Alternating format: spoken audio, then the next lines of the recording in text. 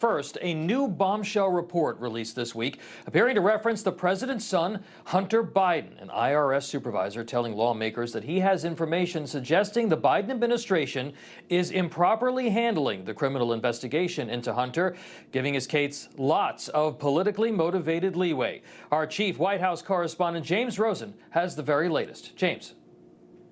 Tom, greetings from the White House, where senior officials have maintained a studied silence on these latest allegations of political interference in the Hunter Biden investigation. A renowned attorney here in Washington has written to leading lawmakers in both parties, including chairs of relevant committees, disclosing that he now represents a whistleblower located within the IRS's Criminal Investigation Unit, who alleges that just such interference has occurred in this case. According to the attorney, the whistleblower has already filed a formal complaint with the agency's inspector general and now seeks an audience with congressional investigators. Here at the White House, Press Secretary Karine Jean-Pierre declined even to say whether the president believes DOJ has to date handled this case appropriately. Is the president confident that his attorney general has upheld all the ethical obligations here when it comes to this investigation? Again, the president has always been clear during the campaign, during his presidency, that the Department of Justice should have independence. They should not be politicized, and they should be able to do their job independently, essentially. And so I'll leave it to them. I'll leave it to the Department of Justice to make their decision to move forward with this particular case. We're just not going to comment from here. That echoed the statement issued earlier by Ian Sams of the White House counsel's office, who said, quote, since he took office and consistent with his campaign promise that he would restore the independence of the Justice Department when it comes to decision-making in criminal investigations, President Biden has made clear that this matter would be handled independently by the Justice Department, under the leadership of a U.S. attorney appointed by former President Trump, free from any political interference by the White House. President Biden, Sams concluded, has upheld that commitment. However, President Biden has not always been so fastidious about refraining from commenting on ongoing DOJ criminal investigations. Twice last year, Mr. Biden commented on the Mar-a-Lago documents case involving former President Trump, asking at one point how his predecessor could have been so, quote, irresponsible, and elsewhere mocking Mr. Biden's claim to have declassified the materials in question. Well-placed sources have told Newsmax that the investigation into Hunter Biden by the U.S. Attorney's Office in Delaware was effectively wrapped up over a year ago, and that the case has been sitting on the desk of Deputy Attorney General Lisa Monaco, a political appointee with high-level experience in the Obama administration ever since, awaiting disposition. It was this reporter working for the Sinclair Broadcast Group in October 2020 who first broke the story that Hunter Biden was under active FBI criminal investigation. At the time, 5 days before Election Day 2020, Hunter Biden, the Biden-Harris campaign, DOJ, and FBI all said nothing until, of course, after the election, when Hunter Biden stepped forward to confirm that he was under active FBI criminal investigation. That case was opened in 2019. It remains open today. Tom. James Rosen at the White House, thank you so much. Let's continue our discussion of this topic. He has developed a reputation for being one of the most tenacious and outspoken watchdogs of the United States Senate, and has been sounding the alarm since before the 2020 election on the Biden family pay-to-play allegations. Let's get reaction to these latest revelations from Wisconsin Senator Ron Johnson. He joins me now. Senator, welcome to America Right Now. Thank you so much for being with us. Hello, Tom. Hope you're well. According to the report, the whistleblower's lawyer claims his client has provided evidence that at least 2 Biden DOJ appointees in the U.S. attorney's offices have declined to seek a tax indictment against Hunter, despite recommendations to do so. If true that Biden is trying to interfere in this investigation through his political appointees, wouldn't that be potentially criminal? You would think so, but does this surprise anyone? You know, it's unfortunate that we can't believe a word that comes out of President Biden's mouth. How many times he say as a candidate and as president that he never spoke to his son Hunter about his overseas business dealings? And then we see pictures of him with Hunter Biden's business associates. So this president is lying through his teeth. I think Hunter is lying through his teeth. And the facts are starting to come out. But, you know, Tom, let's face it, Senator Grassley and I, we laid out all the vast web of foreign financial entanglements. China, Russia, Ukraine, almost a dozen countries is where Hunter was trying to engaged in influence peddling, selling the family name, his grift. But we released our report in September 2020.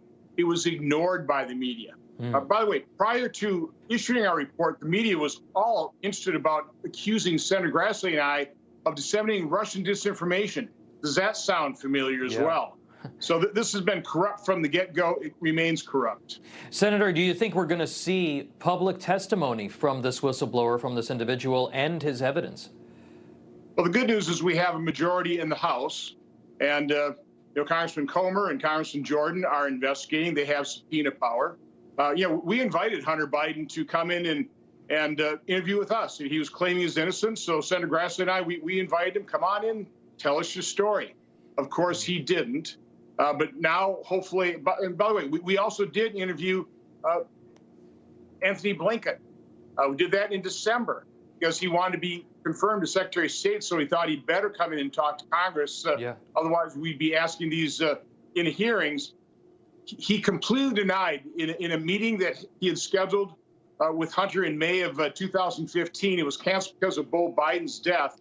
Finally met in July of 2015, but he completely denies he talked about anything other than Beau Biden's death.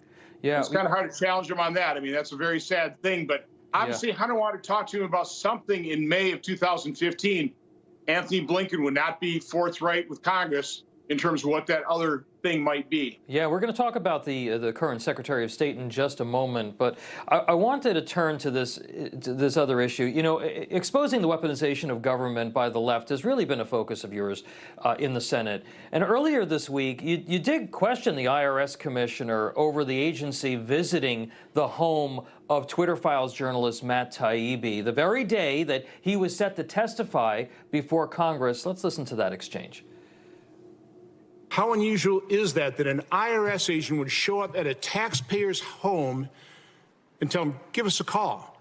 Now, throw on top of that an IRS agent showing up at a taxpayer's home. That taxpayer just happens to be testifying before the House Judiciary Committee on the weaponization of government. If the IRS is reaching out to you directly, it is more likely the case that there has been some issue with your return. We've tried reaching you through less intrusive means. We have been unsuccessful. Well, Senator, do you believe the IRS visit to Mr. Taibbi's home was politically motivated? What else could it have been? The answer from the IRS commissioner should have been, when I asked him, I mean, how unusual is this? I mean, how often does this happen? He probably should have said never.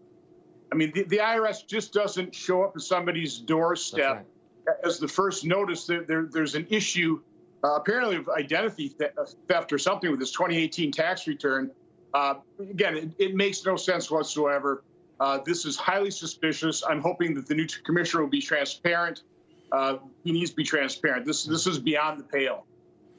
Senator, we learned this week that Secretary of State Antony Blinken, as an advisor to the Biden campaign, allegedly reached out to CIA operative Michael Morrell to urge the organizing of that now infamous letter by more than 50 former intel officials to discredit the Hunter Biden laptop during the campaign. Now, it appears to be deliberate suppression of information that could have impacted the outcome of the election. Your reaction?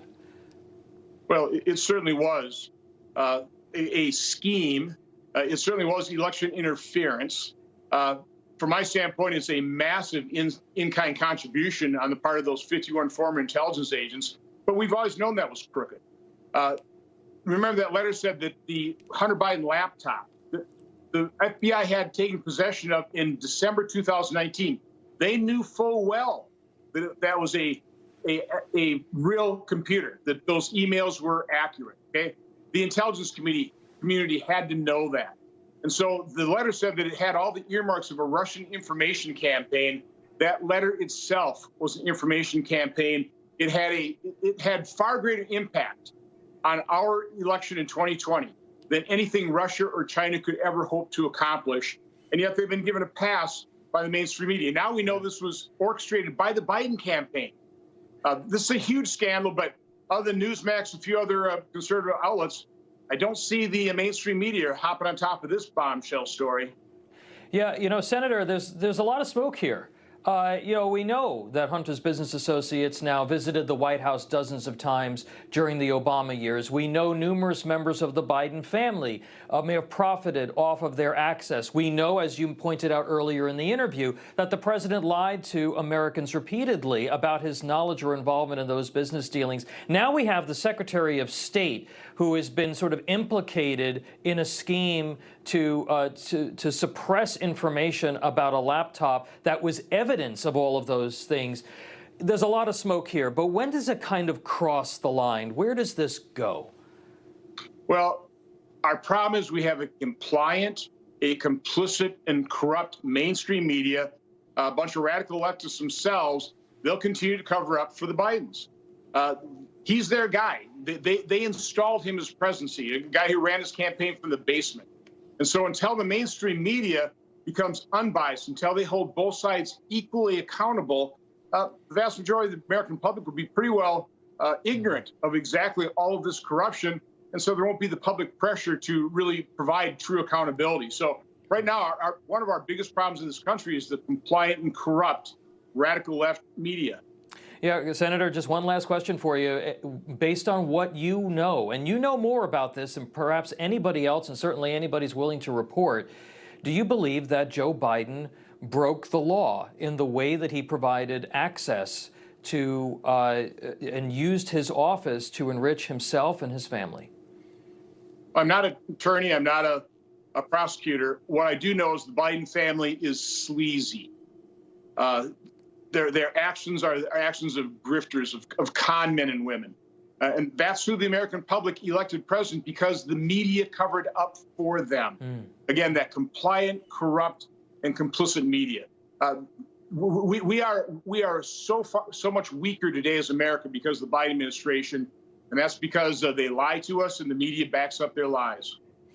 We're going to have to leave it there, but we will continue to follow this story. Wisconsin Senator Ron Johnson, thank you so very much, sir, for being with us. Have a good day.